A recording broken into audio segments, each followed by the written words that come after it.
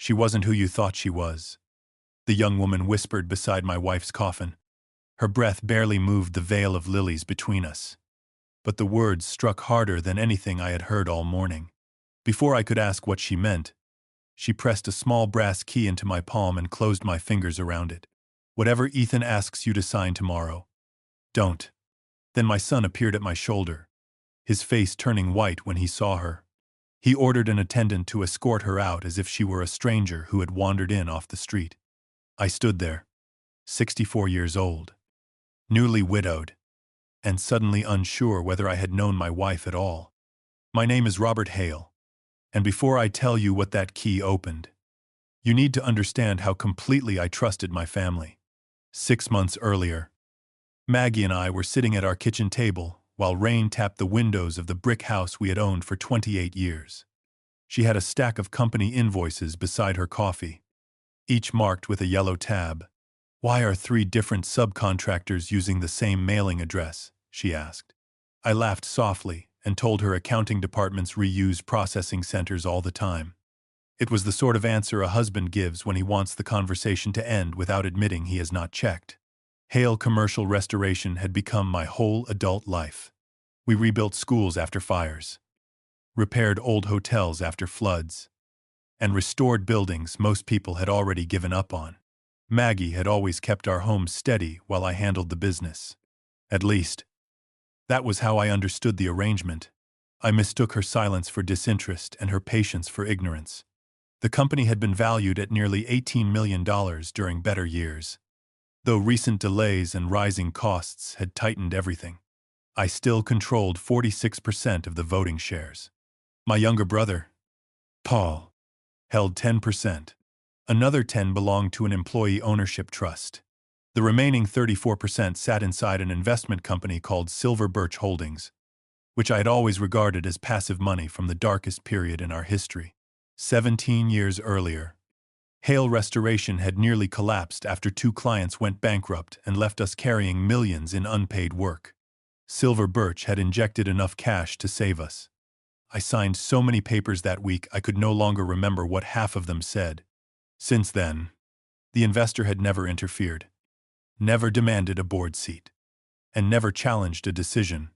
I had stopped thinking about it years ago, which turned out to be exactly the kind of mistake secrets depend upon. Our son Ethan was 35 and served as chief operating officer. He was smart, polished, and more comfortable with investors than I had ever been. He also believed the company needed to be sold. Broadstone Capital had offered $12 million, well below the old valuation, but, according to Ethan, fair given our debt and project exposure. You built something worth saving, he told me during one board meeting. Selling is how we save it. Paul agreed with him, leaning back in his chair and saying our generation had stayed too long. I wanted to believe they were thinking about employees, pension, and the future. Maggie was the only one who kept asking about voting rights, transfer clauses, and vendor payments. I told her those matters were complicated. She looked at me for a long moment and said, "Complicated does not mean invisible, Robert." I smiled, kissed her forehead, and changed the subject. Maggie had begun carrying an old brown leather portfolio wherever she went. I recognized it from the years when she volunteered as treasurer for our church. But I had not seen it in a decade. Inside were copied invoices, handwritten notes, and printouts from public business records. One evening, she spread several documents across the dining room table and pointed to payment dates. 3 large transfers had been approved on Sundays when every related job site was closed. 2 vendors had no employees listed and no equipment registrations in Ohio. Ethan signed these, she said. I felt irritation before concern. It embarrassed me that she was questioning the son I had trained to replace me. There may be project reasons you don't understand, I replied. Her eyes hardened, not with anger, but disappointment. Then explain them to me. I could not. Instead, I gathered the papers into a pile and told her I would speak to accounting later. A week after that, she stood in the doorway of my study while I reviewed Broadstone's preliminary offer. Promise me you won't sign away the company just because Ethan says the numbers leave you no choice. She said.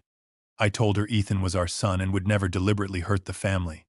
She crossed her arms and looked toward the framed photograph on my desk. The one showing Ethan at 12 years old, holding a hammer at his first summer job. You keep seeing the boy we raised. She said quietly. I'm asking you to look at the man he became. That sentence bothered me enough that I slept poorly, but not enough to act. The next morning, I asked Ethan whether there were vendor problems. He gave a smooth answer about temporary subcontracting structures, then joked that his mother had discovered online corporate searches. I laughed with him. Maggie heard us from the hallway and said nothing. Our daughter Natalie lived in Cincinnati with her husband and taught middle school science. She loved her brother, but stayed away from the company because she had seen what it did to family dinners. When Maggie raised concerns during a Sunday lunch, Natalie sighed and said Ethan had spent 15 years preparing to lead, while I refused to retire. Maybe Mom is worried because everything is changing, she suggested. Ethan squeezed Maggie's shoulder and said, We all are. It was a tender gesture. Perfectly timed. Maggie removed his hand without making a scene. Paul later pulled me aside and warned that grief over aging could make people suspicious. He said Maggie was frightened of losing the identity our business gave the family.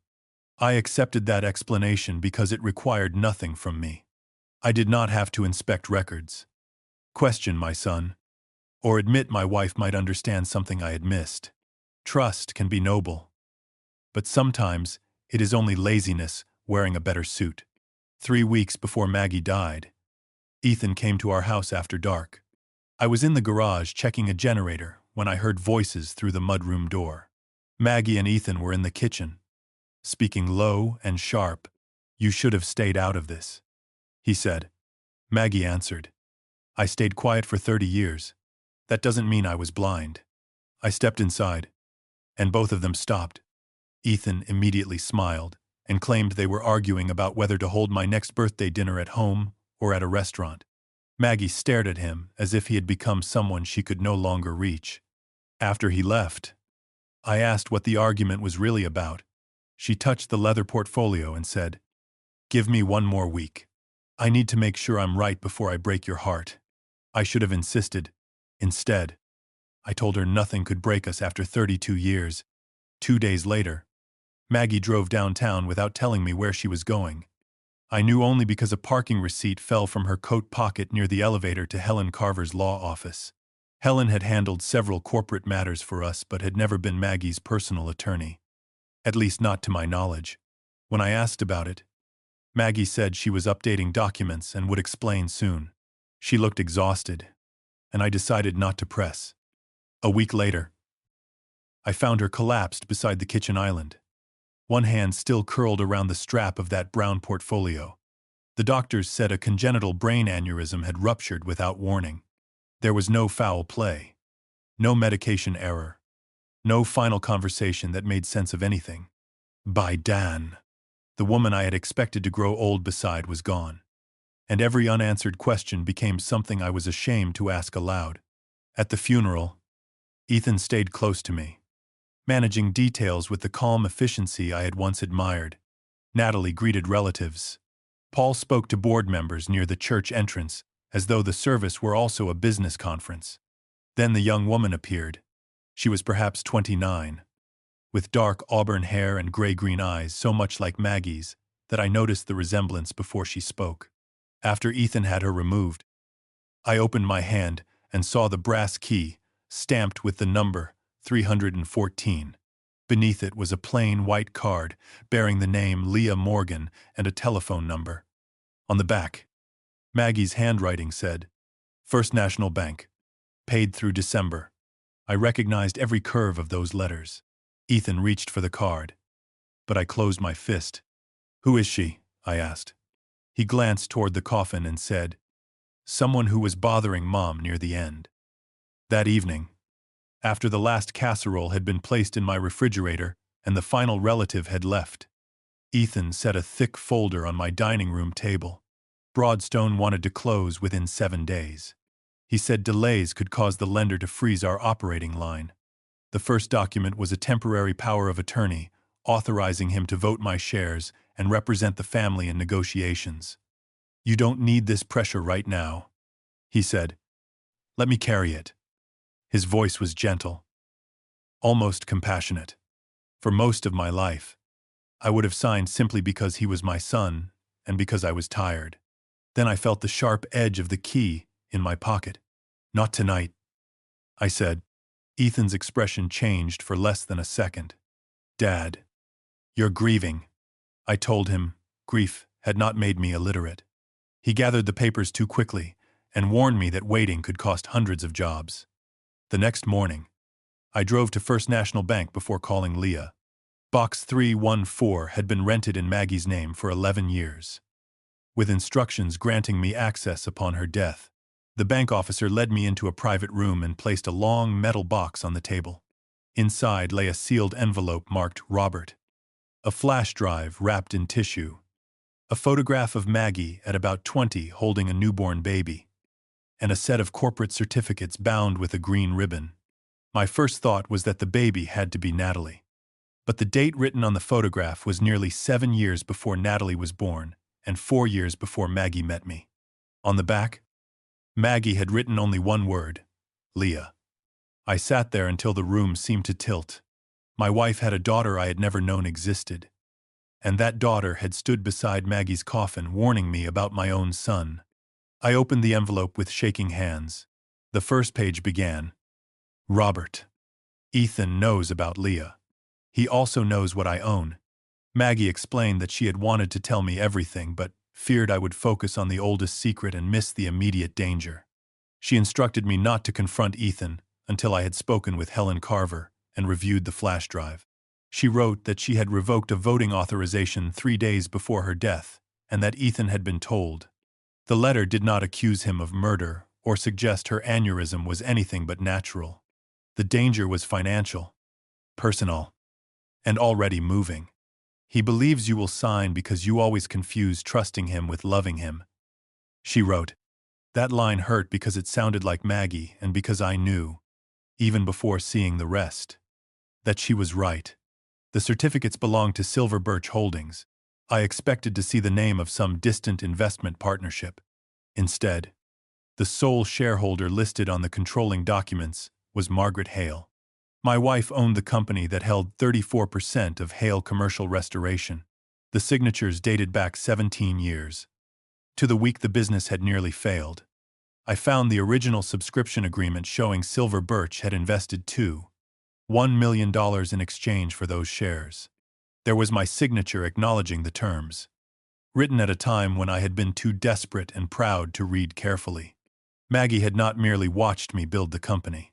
She had saved it, then allowed me to believe an anonymous investor had done so.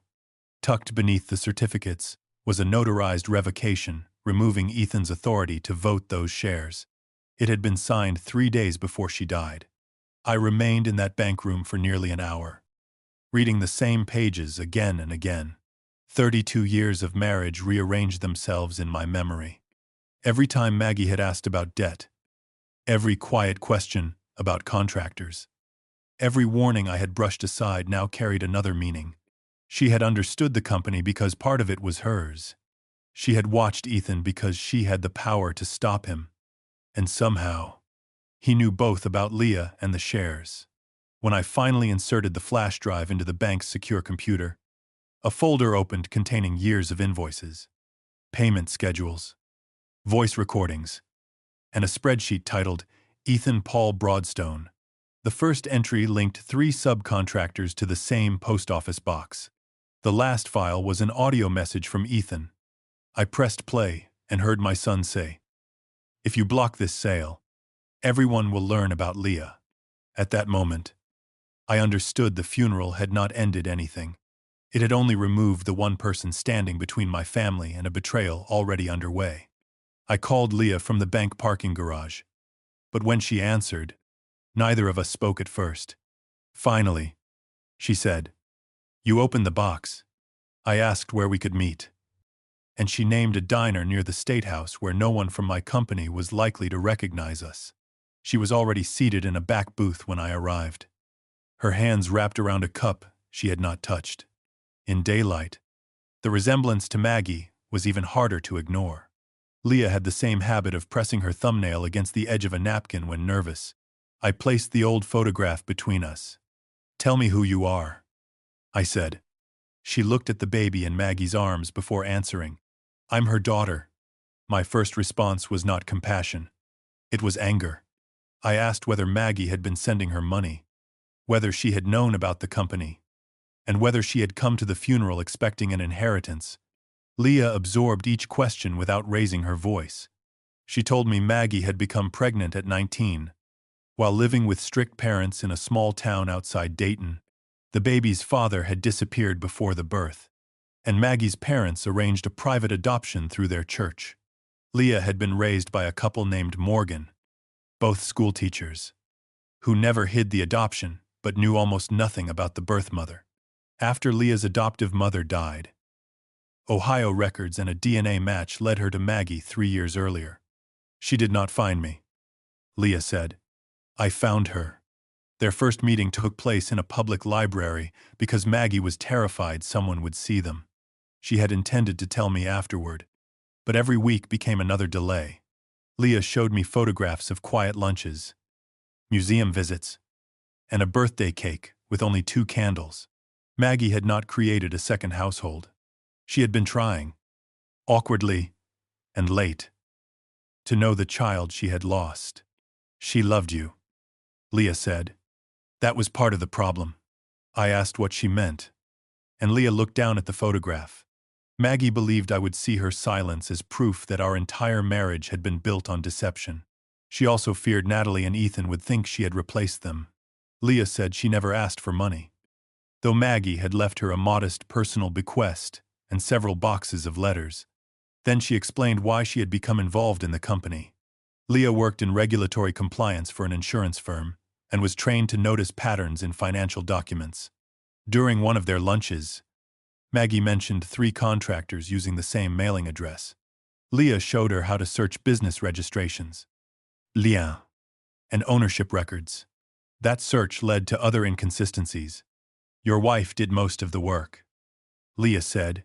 "I only taught her where to look."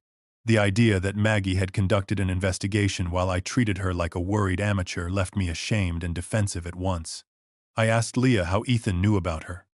6 months earlier, he had followed Maggie after noticing repeated trips downtown and confronted them outside a coffee shop. He accused Leah of manipulating his mother and demanded a background check. When that produced nothing useful, he changed tactics.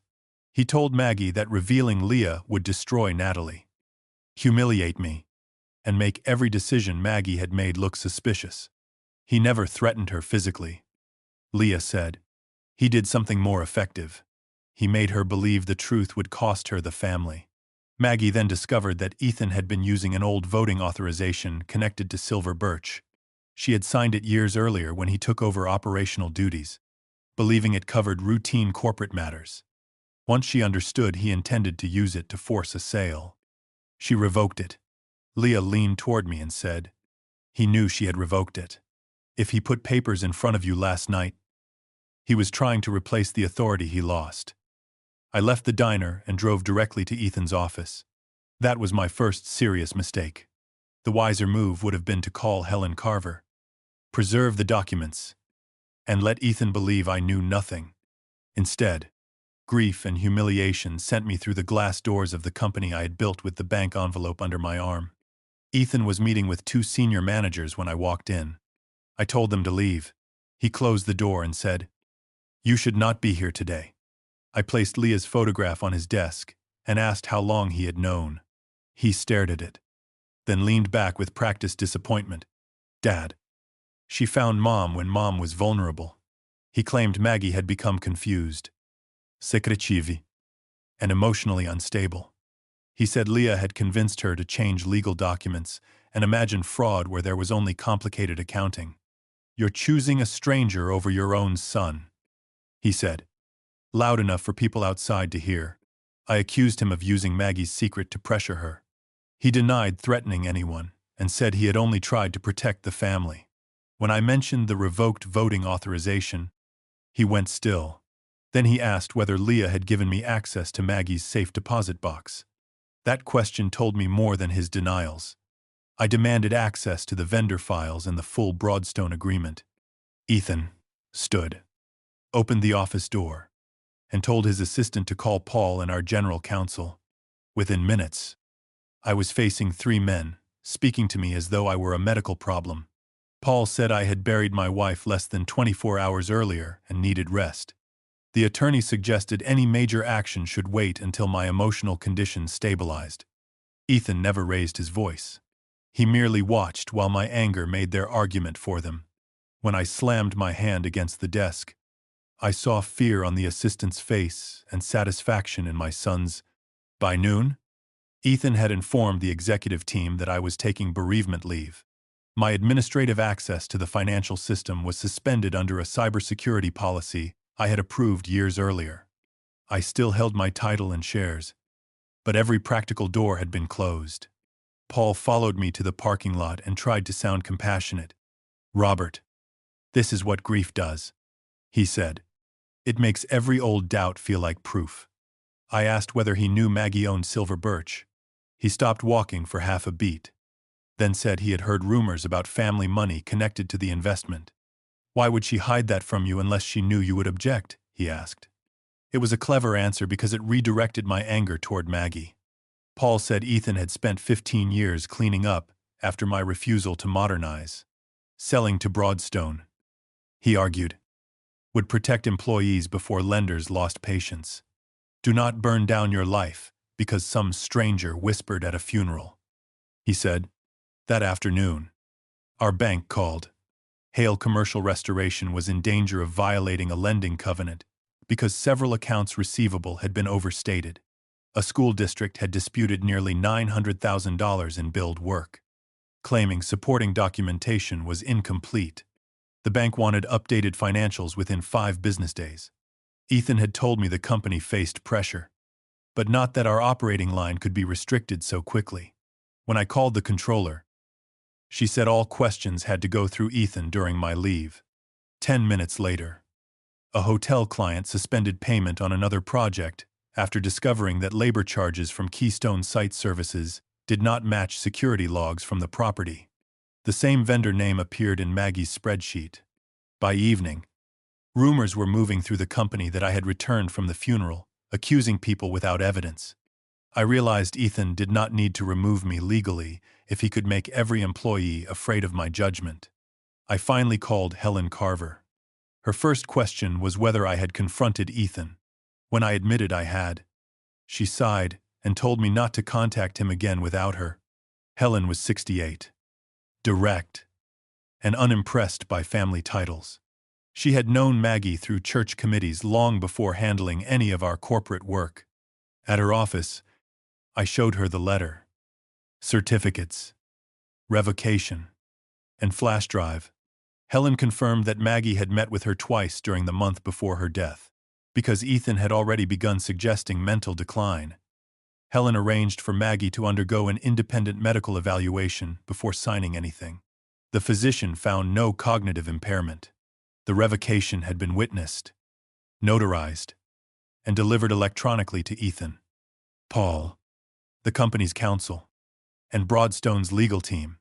They cannot honestly claim they did not know, Helen said, but they may still claim the document is invalid long enough to close the deal. Helen explained the structure of Silver Birch.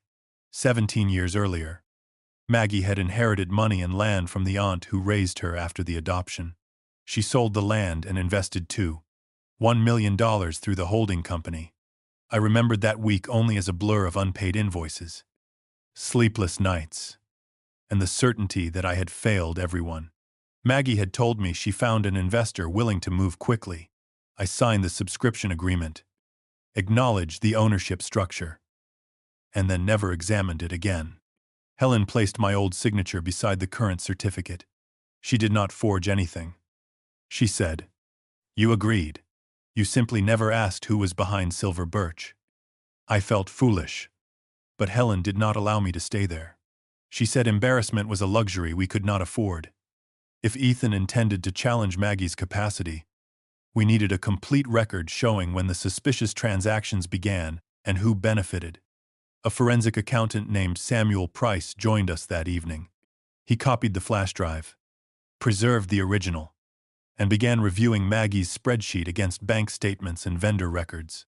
The three companies she had flagged, Northridge Supply, Keystone Site Services, and Marlowe Project Consulting, shared the same commercial mailbox in Dublin. Two listed registered agents with addresses tied to former Hale employees. The third belonged on paper to a woman named Erica Sloan, whose husband had been Ethan's college roommate and later served as an outside project consultant. Over 4 years, the three entities had received more than $2 million. Some charges covered legitimate materials, but many invoices contained duplicated job numbers, inflated labor hours, or work that could not be verified. Ethan had approved most of them. Paul had countersigned enough to show he was not merely inattentive. Samuel warned that identifying irregularities was easier than proving where the money ultimately went. The flash drive also contained voice recordings Maggie had made legally because she was a participant in each conversation. In one, she asked Ethan why Northridge had billed for generators already owned by the company. He answered that accounting classifications were not her concern. In another, Paul told her that Broadstone would clean up the paper trail after the acquisition. That phrase sounded criminal, but Helen cautioned that he might claim he meant ordinary consolidation. The most painful recording was not about money. Maggie told Ethan she was ready to introduce Leah to the family. He replied, "Then Dad will spend the rest of his life wondering what else you lied about." Maggie's voice became smaller when she said, "He deserves the truth." Ethan answered, "Not if the truth destroys him." Hearing my son weaponize my pride against my wife forced me to confront something I had avoided. He understood my weaknesses because I had taught them to him. Natalie called that night after speaking with Ethan. She asked why I had met Leah without telling her and whether I planned to give a stranger control over Mom's estate. Ethan had told her Maggie was confused and that Leah helped isolate her from the family. I tried to explain the documents, but Natalie heard only that her mother had a daughter she never mentioned. "Did Mom love her more because she lost her?" Natalie asked. There was no answer that could relieve that wound. I told her Leah had not asked for the company or my money. Natalie said I could not know that after one meeting. Then she accused me of doing what I always did, making a decision alone and expecting everyone else to accept it. She was not entirely wrong. My instinct was still to control the information rather than trust her with it. Before hanging up, she said Ethan wanted the family to meet the next morning and settle the sale before rumors damaged the business further. At the meeting, Ethan presented updated projections showing the company could run out of working capital within 8 weeks. Broadstone, he said, had agreed to preserve most jobs if we signed immediately. Paul supported him. Natalie attended by video and remained silent, while Ethan described Leah as a potential litigant who might challenge Maggie's estate. I did not reveal everything Helen and Samuel had found. Instead, I asked for the identities of every person receiving compensation from Broadstone after the sale. Ethan said those arrangements were private employment matters. I asked whether he had one. His jaw tightened. Paul interrupted, accusing me of insulting the people trying to save my legacy. I remembered Helen's instruction and kept my voice level. "Then you should have no objection to putting all side agreements in writing," I said. Ethan studied me and realized I was no longer reacting blindly. He ended the meeting without a vote. Helen then showed me the trust Maggie had created. Silver Birch's shares had been transferred into a revocable trust that became irrevocable upon her death. I would receive the economic benefit during my lifetime, but the voting authority would remain temporarily with Helen and Leah until an independent audit was completed. After that, control would pass to a 3-person panel consisting of me, a professional trustee, and a representative of the Employee Ownership Fund. My first reaction was fury. Maggie had built a structure around me as though I could not be trusted.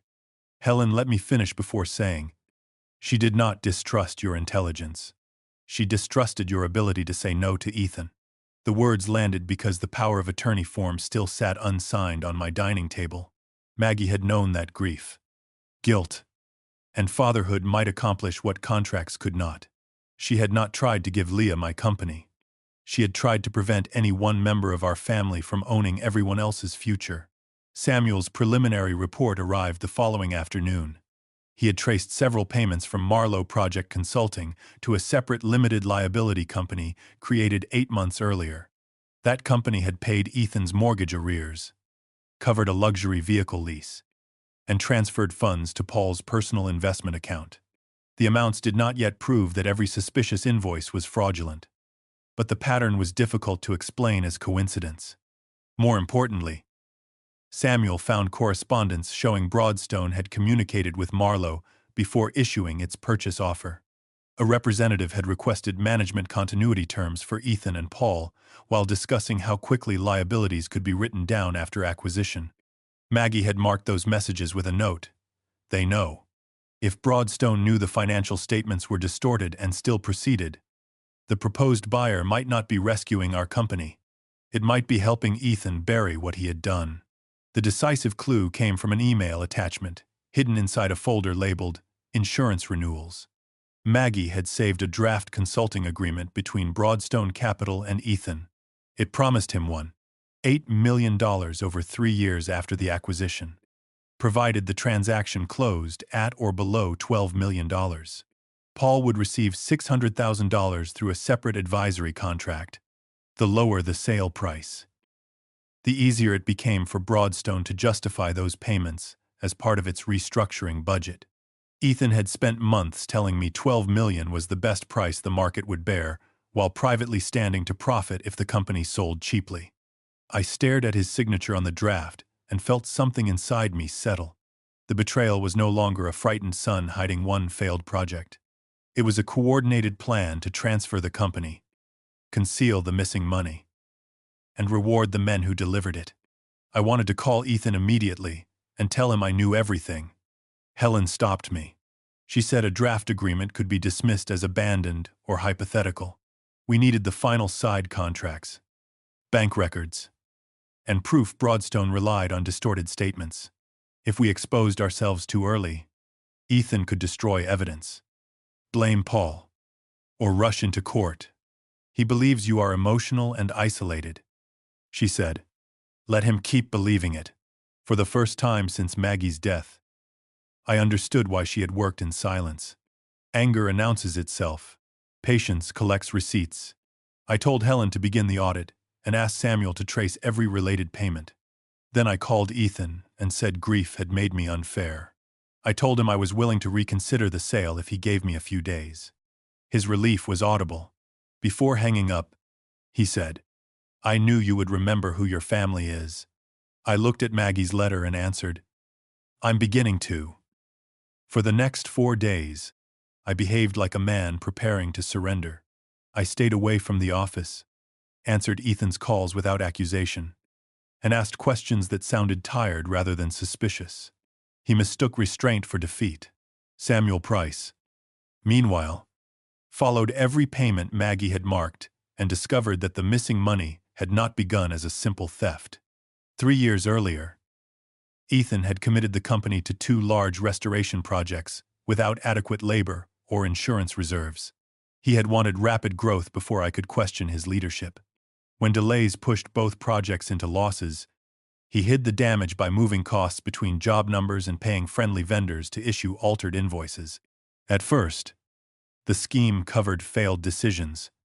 Later, it funded his personal expenses and Paul's investments. Samuel said, most fraud does not begin with someone deciding to become a criminal. It begins with someone deciding the truth is temporarily inconvenient. That distinction did not excuse Ethan, but it changed how I understood him. He had spent his childhood measuring himself against a company that seemed larger than our family. When he was 10, I missed his championship baseball game because a hotel roof collapsed during a storm. At 16, he spent weekends sweeping job sites because I told him leadership had to be earned. At 27, after earning his MBA, he returned expecting authority and found me correcting his bids in front of managers. I had called it training. He experienced it as humiliation. I had given him titles, money, and responsibility, but never the certainty that I believed he could replace me. Ethan's first hidden transfer may have been an attempt to prevent me from seeing that he had failed. Then every lie required a larger one. Understanding the path did not reduce the betrayal. It only showed me that I had helped build the corridor he chose to walk down. Helen and I met Leah at Maggie's bank to review the remaining documents. Leah arrived carrying another leather case, smaller than Maggie's, filled with copies of letters and financial notes. I asked why she had agreed to serve as co-trustee of Silver Birch when she barely knew our family. Leah said she had refused at first. I told her it would make everyone believe I wanted the company. She explained. Maggie answered that suspicion was precisely why Leah was useful. She had no job at Hale Restoration, no debt to Paul, and no childhood loyalty to Ethan. Helen was the legal safeguard. Leah was the person least vulnerable to family pressure. The arrangement was temporary. Once the audit ended, Leah's voting authority would terminate. She did not give me your company, Leah said. She asked me to hold a door shut until you were ready to see who was trying to come through it. Helen opened the trust documents and showed me the succession terms in detail. Maggie's 34% would not pass directly to Leah. Natalie, Ethan, or me. I would receive distributions generated by the shares for the rest of my life. But long-term voting control would rest with a 3-member panel, me, a licensed independent trustee, and a representative elected by the Employee Ownership Fund. Any sale of more than 20% of the company's assets would require approval from all 3. Maggie had designed the structure months before discovering the worst invoices, which meant her concern went beyond Ethan's recent conduct. She had watched me make every major decision alone for decades and concluded that the company should never again depend on one family member's judgment. I felt offended until Helen pointed to the unsigned power of attorney Ethan had placed before me the night after the funeral. Maggie's structure had anticipated not only his ambition but my weakness. The greatest shock came from a letter dated 17 years earlier. Maggie had written it after investing through Silver Birch, but never delivered it. She described finding me asleep at the kitchen table beside foreclosure notices, too ashamed to tell our children that the company might disappear. Her Aunt Ruth had recently died and left Maggie farmland, savings, and municipal bonds worth more than $3 million. Maggie sold most of it, kept enough for taxes and emergencies, and invested the rest in Hale Restoration. She created Silver Birch because she knew I would refuse if the money came directly from her. You were willing to accept rescue from a stranger, she wrote, but not from the woman who watched you fail. That sentence forced me to put the page down. I had spent years telling stories about surviving the recession through discipline and courage. The truth was that my wife had placed almost her entire inheritance beneath my company and then allowed me to keep my pride. I remembered the night the Silver Birch funds arrived. I had come home with a bottle of champagne and lifted Maggie off the kitchen floor, telling her an investor believed in me. She had laughed and cried against my shoulder. I thought those tears were relief. Now I understood they had carried something else: love, fear, and the knowledge that I was celebrating her faith while crediting an imaginary man in a distant office.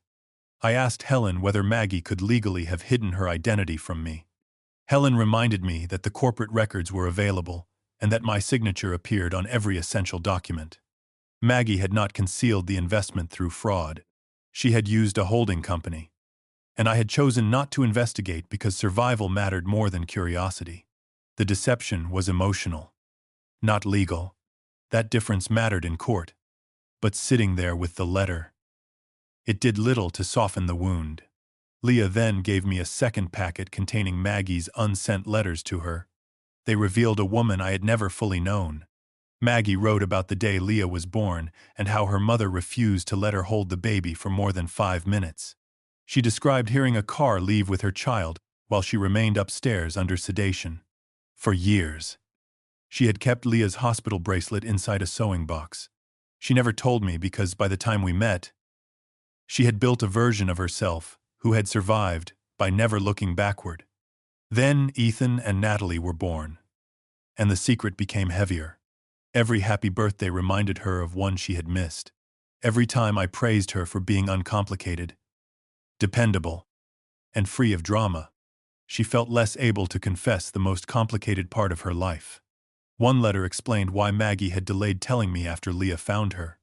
She had tested the subject indirectly.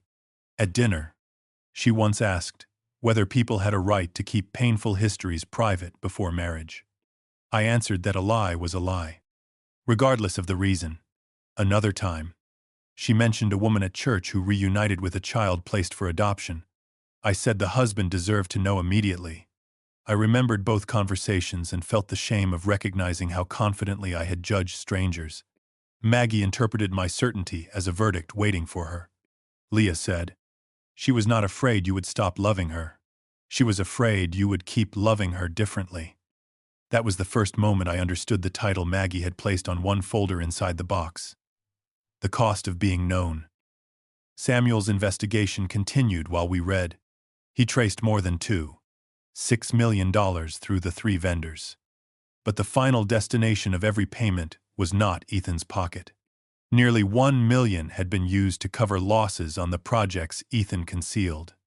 Another $400,000 paid legitimate suppliers after the company's normal accounts were exhausted. The rest flowed into vehicle leases, mortgage payments, Paul's brokerage account, and consulting fees. Ethan had begun by trying to preserve the appearance of success. Paul then realized the false vendors could become a source of private income.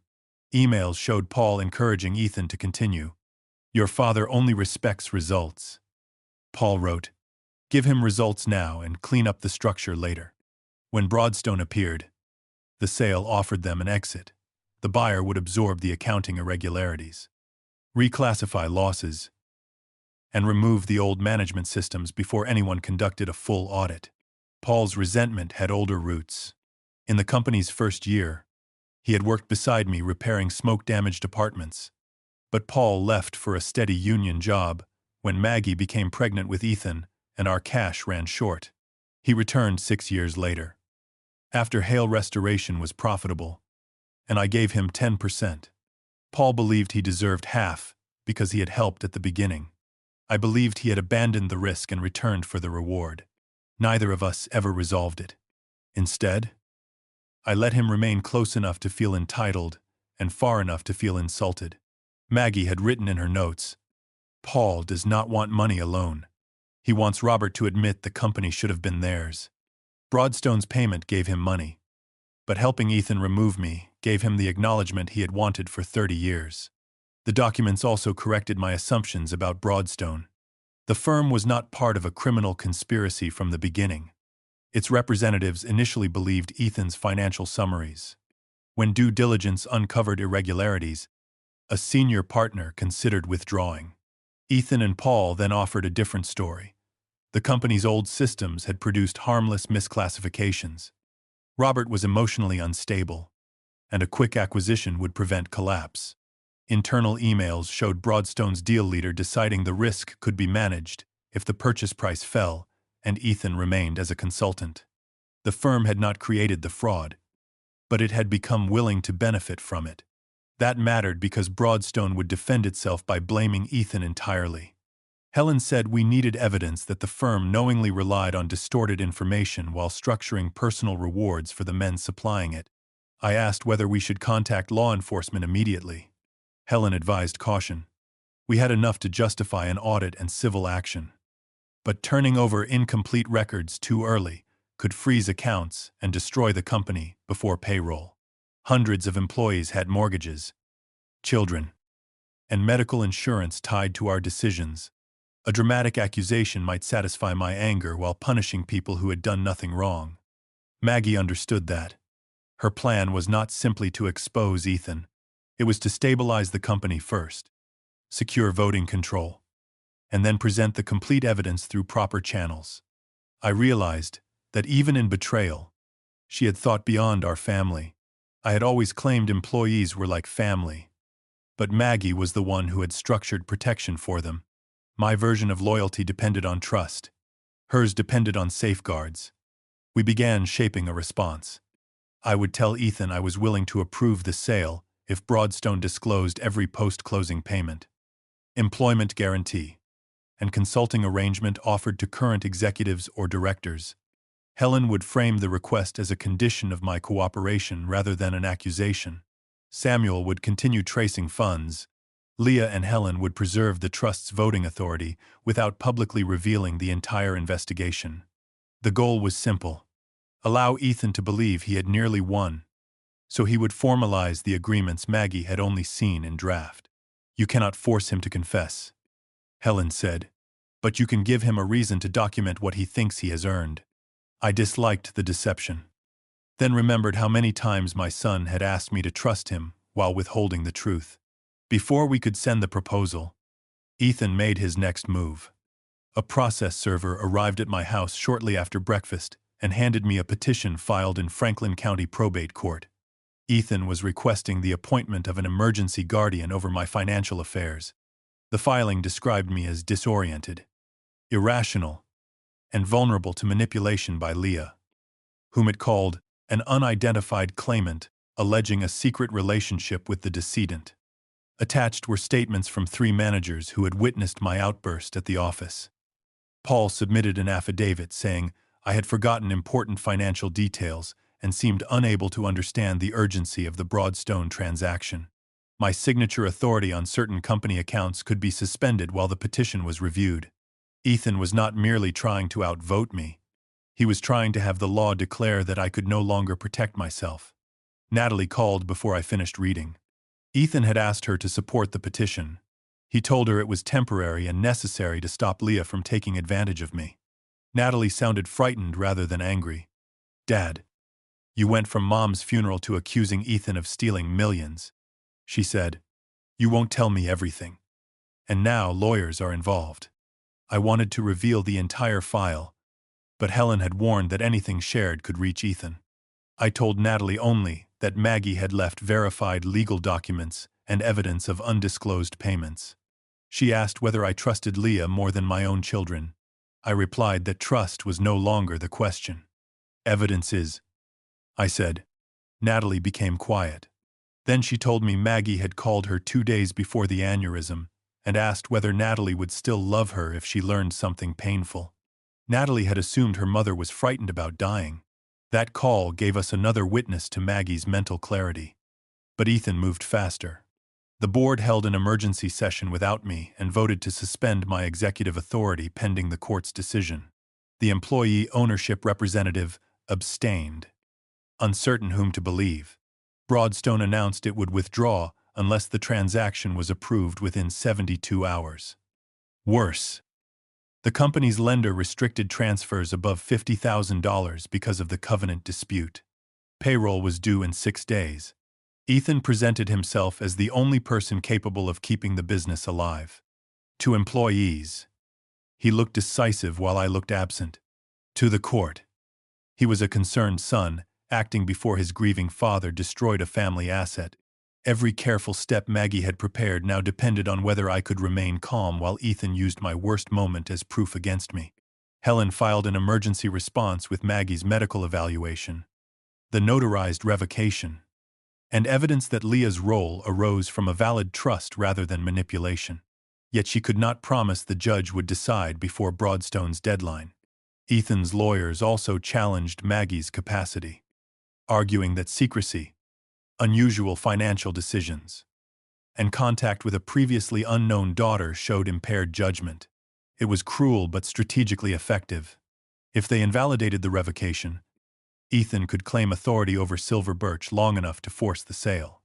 If they placed my finances under temporary guardianship, I might lose the ability to vote my own 46%.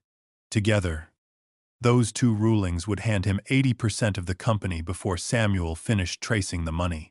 That evening, I sat alone in the kitchen where Maggie had collapsed and listened again to her recordings. In the final one, made 3 days before her death, she spoke directly to me. "Robert, if Ethan moves against you, do not fight the way he expects. He expects your anger. He has built his plan around it." She said, I would be tempted to expose everything at once. But incomplete truth could be made to look like confusion. Make him believe the sale is still possible. She advised. He will reveal what he is protecting. I listened twice, then called Helen. I told her to send Ethan our conditional approval request and to include a demand for signed copies of every side agreement before the closing meeting. Afterward, I called my son and said, "I'm tired of fighting. Show me the final terms, and maybe we can end this." He answered, "I knew you'd come to your senses." The next morning, Ethan emailed the board announcing that I had agreed in principle to the sale. He scheduled the final shareholder meeting for Friday. Immediately after the guardianship hearing, he assumed the court would neutralize me and the meeting would formalize his victory. What he did not know was that Samuel had just located the first direct transfer from a Broadstone-affiliated account to one of the shell vendors. What I did not know was whether we would have time to authenticate it. By sunset, the judge had temporarily restricted my access to company-controlled funds and ordered me not to interfere with daily operations until the hearing. I stood outside the courthouse holding a copy of the order, while reporters photographed Ethan helping Paul down the steps, like two responsible men rescuing a business from an unstable founder. For the first time, losing the company was not my greatest fear. My greatest fear was that Ethan had already made you real believe I deserved to lose it. The court order restricting my access to company funds gave Ethan exactly the image he wanted: an aging founder under supervision, clinging to authority while younger men tried to save the business. I decided to strengthen that image. The next morning, I called him before he called me. I said I had barely slept and no longer wanted to spend my first week as a widower fighting my own son in court. "I'm willing to support the sale," I told him, "but I need to understand what happens to everyone afterward." Ethan's voice softened immediately. He said Broadstone would preserve key jobs, stabilize the credit line, and give me an honorary chairman's title. I asked about his own future. He paused, then said there had been conversations but nothing improper. I told him I did not care if he earned something, provided every agreement was disclosed. He heard permission where I intended a trap. Helen sent Broadstone a formal condition of consent that afternoon. Before I would vote in favor of the acquisition, the buyer had to deliver signed copies of every retention bonus, consulting contract, non-compete payment, advisory fee, and employment guarantee promised to any officer, director, shareholder, or related party. The request also demanded written confirmation that Broadstone's valuation relied on financial statements supplied by Ethan and Paul. Broadstone's lawyers initially objected, saying those agreements were confidential. Helen replied that undisclosed personal compensation could create a conflict of interest and invalidate the board's recommendation. Ethan called me within minutes. "You said you wanted peace," he complained. I answered that peace required transparency. He asked whether Leah or Helen had drafted the condition. I said the request was mine. After a long silence, he said he would make sure I received everything by Thursday morning. His confidence told me he believed the guardianship petition would prevent me from using the documents. The files arrived through Broadstone's electronic data room shortly after midnight. Ethan's consulting agreement promised him $600,000 a year for 3 years, payable even if Broadstone dismissed him after the first 6 months, provided the sale closed at $12 million or less. Paul's advisory contract guaranteed $200,000 annually for 3 years. With no measurable duties beyond strategic transition support, there were also retention payments for 2 senior managers who had submitted statements questioning my stability. Each document had now been signed by the recipient and a Broadstone executive. Maggie had found drafts. Ethan had just delivered the final versions himself. The compensation was not illegal by itself, but hiding it, while urging shareholders to accept a depressed price, created a conflict no honest board could ignore. Samuel preserved the metadata, downloaded certified copies, and matched the signatures to earlier corporate records. Our first missing link had moved from suspicion to evidence. We also built a second trap inside the data room. With Helen's approval, Samuel prepared 3 versions of a legitimate internal report describing disputed receivables and potential insurance recoveries. Each version contained an invisible identifier tied to the person authorized to receive it. The substance was accurate. Nothing was fabricated. We uploaded Ethan's version after he requested support for Broadstone's lender presentation. Within hours, that exact file appeared in an email chain between Ethan, Paul, and Broadstone's deal leader. Their messages discussed excluding more than $1 million in likely insurance proceeds from the valuation until after the acquisition. One executive wrote that the omission would preserve post-close upside. Paul responded, "Robert does not need to be burdened with contingencies he cannot understand." The marked report proved who had forwarded the information and when. They were not merely accepting a low valuation. They were deliberately withholding assets from the shareholders whose votes they sought. Samuel's broader review showed that the company was strained, but not doomed. If we recovered valid insurance claims, renegotiated 2 project schedules, and secured a temporary line backed by Silver Birch's distributions, Hale Restoration could survive without an emergency sale. Payroll remained the most immediate danger.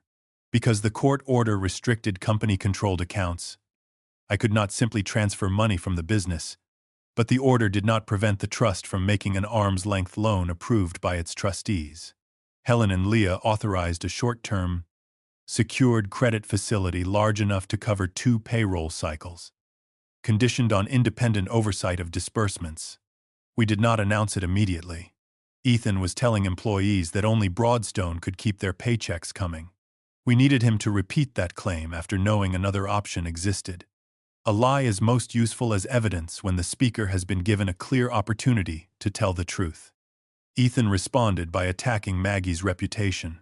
On Wednesday morning, several managers received an anonymous email containing the old photograph of Maggie holding Leah as a baby. The message alleged that Maggie had secretly diverted company assets to an illegitimate daughter and placed voting shares under that woman's control. By noon, a local business reporter called Helen, asking whether Hale Restoration had been captured by an undisclosed heir. An online article appeared before dinner with a photograph from the funeral and a headline suggesting a succession scandal. No one named Ethan as the source. But the attached image came from the copy he had seen on his desk. The story frightened employees and gave the employee ownership representative another reason to favor a quick sale.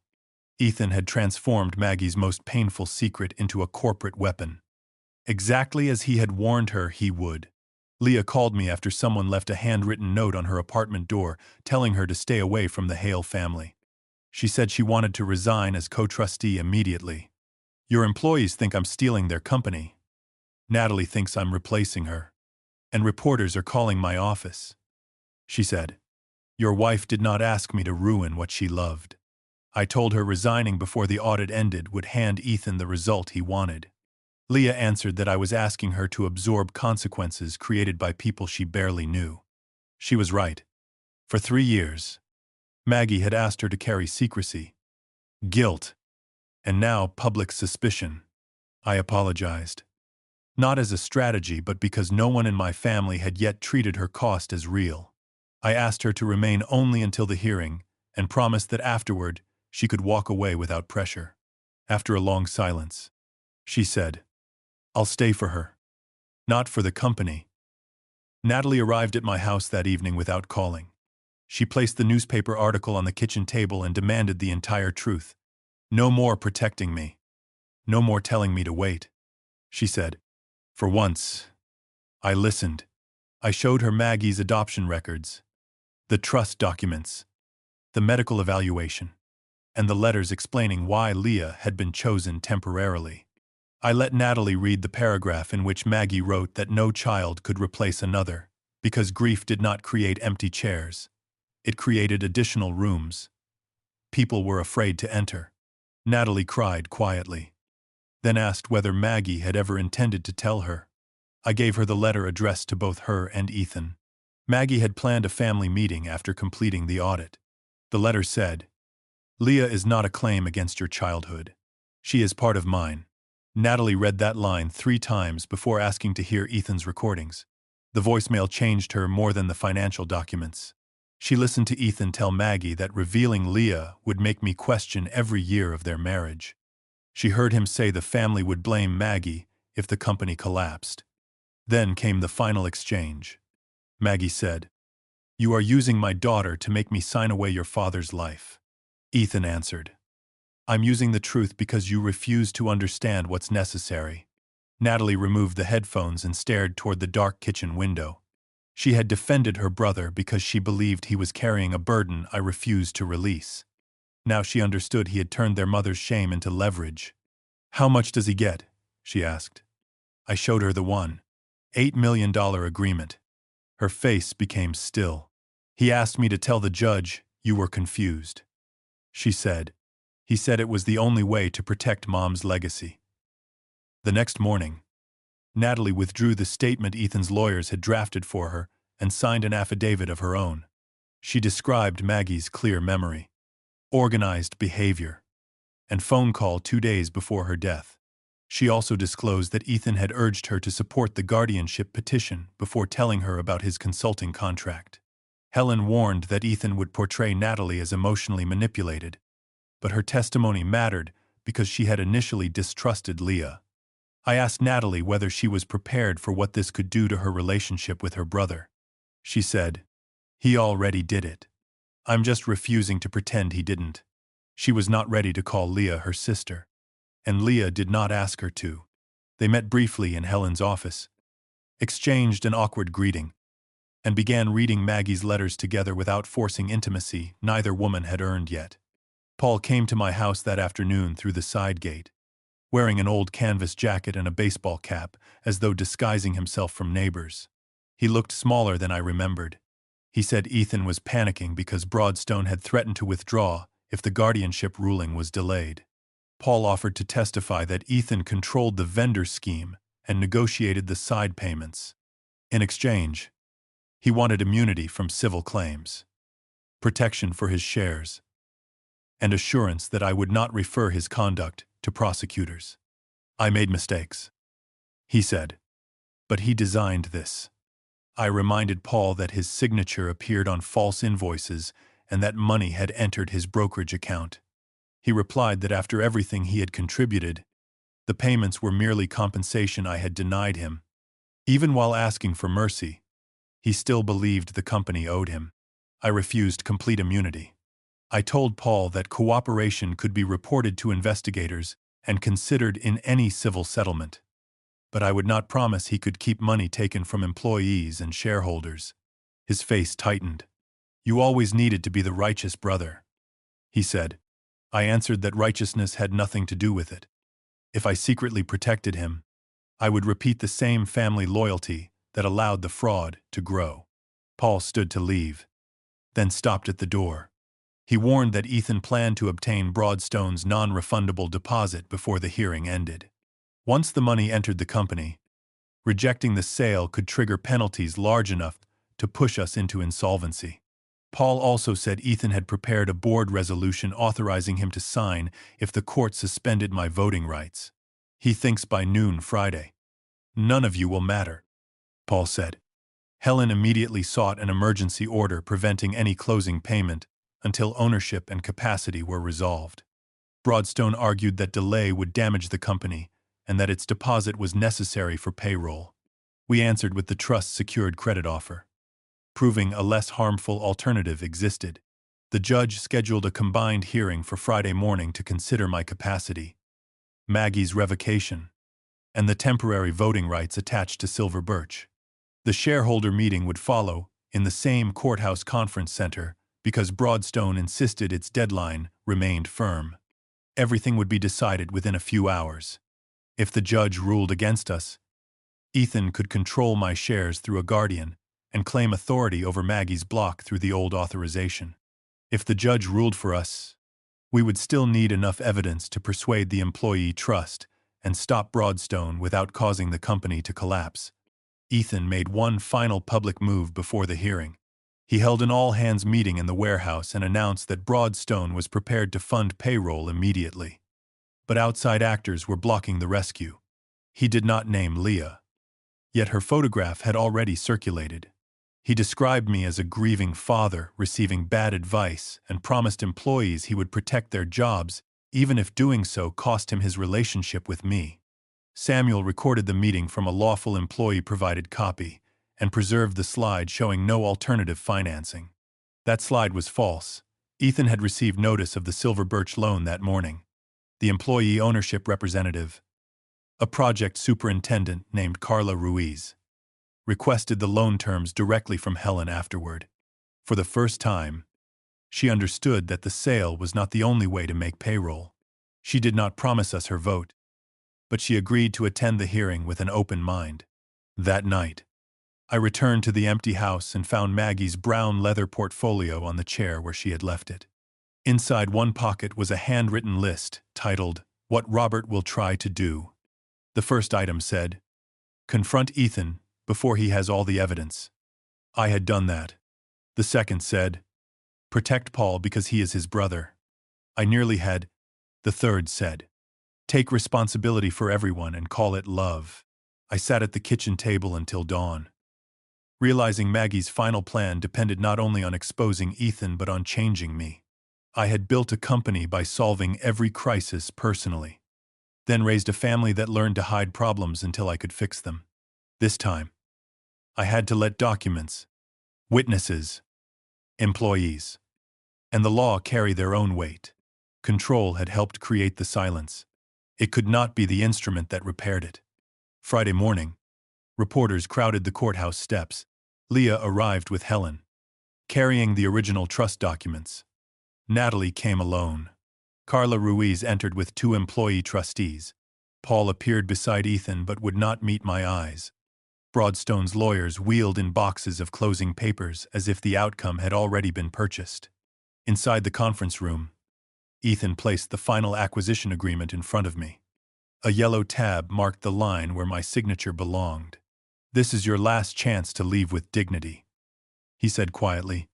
I took the brass key from my pocket, the same key Leah had pressed into my hand beside Maggie's coffin, and set it on top of the contract. Then I looked at my son and answered, "No, Ethan, it's yours." The clerk opened the courtroom doors, and every person whose future depended on the truth began filing inside.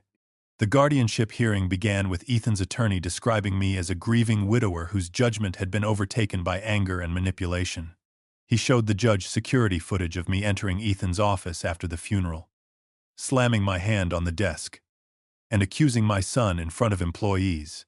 He presented statements from managers who said I had seemed confused about vendor accounts and corporate deadlines. I watched the screen without looking away. When Helen questioned me, I did not pretend the footage was misleading. I was angry, and I acted before I had all the evidence. I said, "That was poor judgment. It was not incapacity." I explained the difference between losing control in one painful moment and being unable to understand finances, consequences, or legal choices. Ethan had built his argument around the belief that I would defend my pride. Instead, I admitted exactly where I had failed. Helen then submitted my medical evaluation, banking history, recent correspondence, and the secured loan proposal I had reviewed with the Silver Birch trustees. The judge asked why a man supposedly incapable of managing his affairs had identified a lawful source of payroll financing that the company's operating officers had ignored. Ethan's attorney argued that Helen and Leah had constructed the arrangement for me. Helen answered that professionals often advise capable people. Receiving advice was not evidence of incompetence. Natalie took the stand next. She admitted she had initially believed Ethan and had considered supporting the petition. Then she described the organized phone call Maggie made 2 days before her death, the questions Maggie asked about family reactions, and Ethan's effort to secure Natalie's statement before disclosing his own financial interest in the sale. "My father is grieving," she said, "but my brother used that grief to make control look like protection." The judge denied the emergency guardianship petition before noon. She found no clear and convincing evidence that I lacked capacity, and noted that Ethan's undisclosed consulting agreement weakened his claim to be acting solely for my welfare. She also dissolved the temporary restrictions on my personal authority. Though ordinary corporate controls remained in place, Ethan did not react visibly. He leaned toward his attorney and began writing on a legal pad. I knew him well enough to recognize the habit. When he felt cornered, He narrowed his world to the next decision and treated emotion as an obstacle. For years, I had praised that quality. Now I saw how it allowed him to reduce people to positions on a board. He did not look at Natalie when she returned to her seat. He looked only at Broadstone's lawyers and the clock on the courtroom wall. The second issue concerned Maggie's revocation of Ethan's authority over Silver Birch. Ethan's lawyers argued that her secrecy, relationship with Leah, and sudden restructuring of the trust showed impaired judgment. Helen responded with the independent physician's report, the notary's testimony, and the electronic delivery receipts proving Ethan, Paul, company counsel, and Broadstone had all received the revocation before Maggie died. The judge asked Ethan directly whether he had known about it when he placed the power of attorney form before me after the funeral. He answered that he believed the revocation was invalid and was trying to prevent confusion. The judge replied, "Disagreement with a document does not make it disappear." She recognized Helen and Leah as temporary trustees, with authority to vote the 34% until the audit concluded. Ethan's old authorization was declared ineffective. In less than an hour, the control he had treated as certain vanished. The shareholder meeting began in the courthouse conference center shortly afterward. Broadstone's representatives sat at one end of a long table with the final purchase agreement arranged in neat stacks. Carla Ruiz represented the Employee Ownership Trust. Helen and Leah sat beside me for Silver Birch. Paul took his place next to Ethan. Though the distance between them seemed greater than the width of the table, Ethan opened by saying the legal disputes had distracted everyone from the company's actual condition. He presented projections showing dwindling cash, disputed receivables, and mounting project losses. "Whatever personal accusations have been made," he said, "Broadstone remains the only fully funded solution available today." Carla asked whether he had received the trust's payroll loan proposal. Ethan admitted he had, then dismissed it as temporary money that delayed the inevitable. He did not mention that the loan carried better terms than Broadstone's emergency financing. When Ethan finished, I asked the Broadstone deal leader, Martin Voss, to confirm the compensation promised to current management. Voss said post-closing arrangements were common and had been disclosed in the data room. Helen placed the signed contracts on the table. They were disclosed after Robert Hale made disclosure a condition of considering the sale. She said, I read the figures aloud. $8 million guaranteed to Ethan over 3 years and $600,000 to Paul. 2 managers who had supported the guardianship petition would receive retention payments. Carla asked whether those amounts had been included when the board recommended accepting $12 million for the company.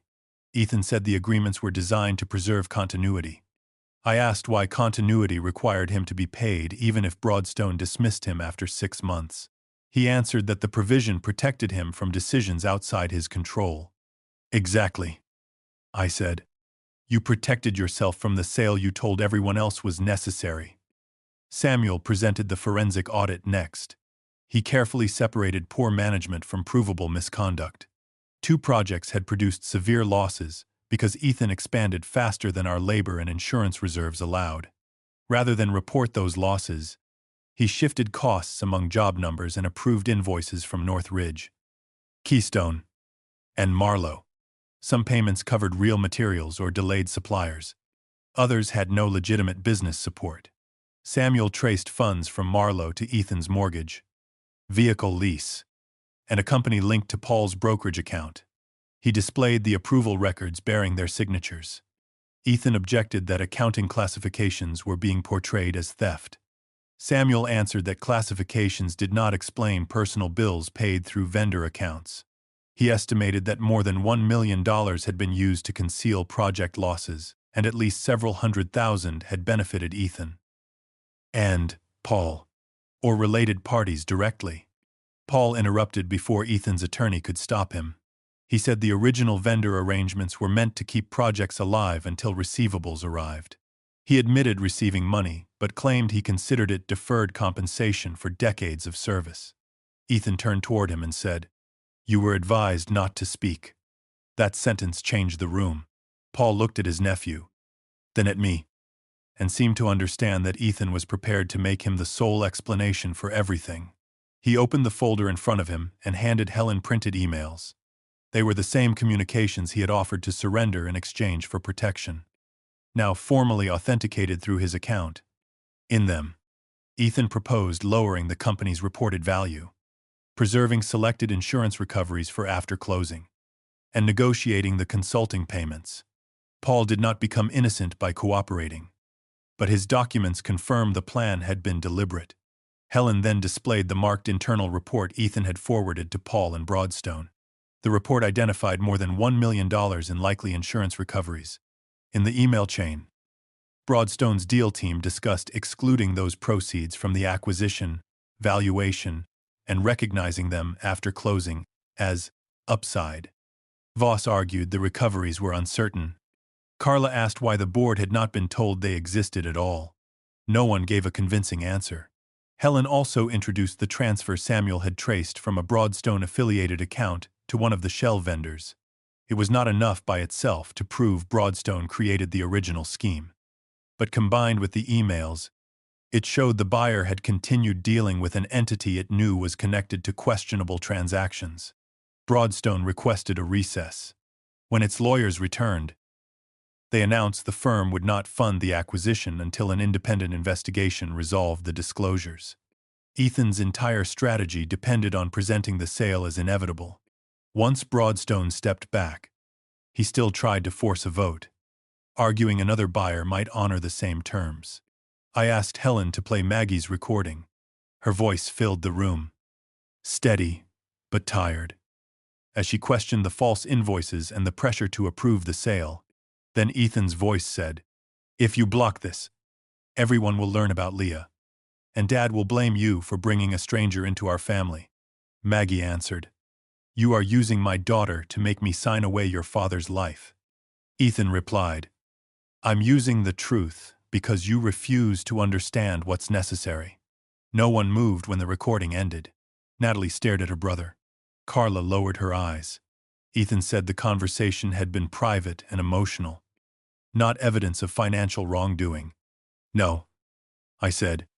"It is evidence of what you were willing to do when financial pressure was not enough." We voted on the sale. My 46% opposed it. Silver Birch's 34% opposed it through Helen and Leah. After reviewing the loan terms and the audit, the employee trust voted its 10% against the transaction. Paul abstained with his 10%. Though his vote no longer mattered. The Broadstone agreement failed by an overwhelming margin. We immediately considered a second resolution placing Ethan and Paul on administrative suspension, removing their signing authority, and appointing an independent interim chief executive. Carla supported it. Silver Birch supported it. I voted yes, though my hand felt heavier than it had when I signed the company's first incorporation papers. Ethan had always assumed the business would pass from me to him. In one afternoon, he lost his position, his consulting contract, and the certainty that our name guaranteed his future. The consequences did not arrive as flashing police lights outside the conference room. Real accountability moved more slowly. Helen delivered the audit and preserved records to our insurer, outside counsel, and the appropriate state and federal authorities for review. The company filed civil claims seeking repayment of unauthorized benefits and damages connected to the shell vendors. Broadstone opened its own internal investigation and terminated negotiations. Paul resigned from the board and later agreed to transfer part of his shares into a restitution arrangement while cooperating with investigators. His cooperation could reduce his exposure, but it did not erase it. Ethan faced civil litigation, possible fraud charge, and the loss of every role connected to Hale restoration. I refused to use company money for his defense. For the first time in his life, my son would face consequences that I did not soften, delay, or pay to remove. After the meeting, Ethan found me alone beside the courtroom windows. He looked less angry than bewildered. "You destroyed your own son for a woman who lied to you for 30 years. He said. I told him Maggie had been wrong to hide Leah, and wrong to let me believe Silver Birch belonged to a stranger. But she did not create those invoices. I said, she did not negotiate your payment. She did not threaten herself with exposure. Ethan said he had saved the company from mistakes I would have used to humiliate him. He reminded me of every time I corrected him publicly and every year I refused to name a retirement date. I admitted that I had kept one hand on the wheel too long. I had demanded independence from him while reserving the right to overrule every serious choice. I helped make you afraid of failure, I said. But fear did not make these decisions for you. He asked whether I intended to cut him out of my life. I told him I would not lie for him, hide money for him, pressure witnesses, or ask anyone to ignore what he had done. I would answer investigators honestly. I would support the company's claims. If he expected love to function as immunity, then he had misunderstood me as badly as I had misunderstood Maggie. You are still my son, I said. But being my son is not a defense. Ethan's face tightened. He said I had chosen Leah over him.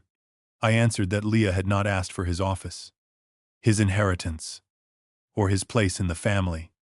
She had only refused to surrender documents he wanted buried. He left without saying goodbye. I watched him cross the courthouse lobby alone, and winning felt nothing like I had imagined.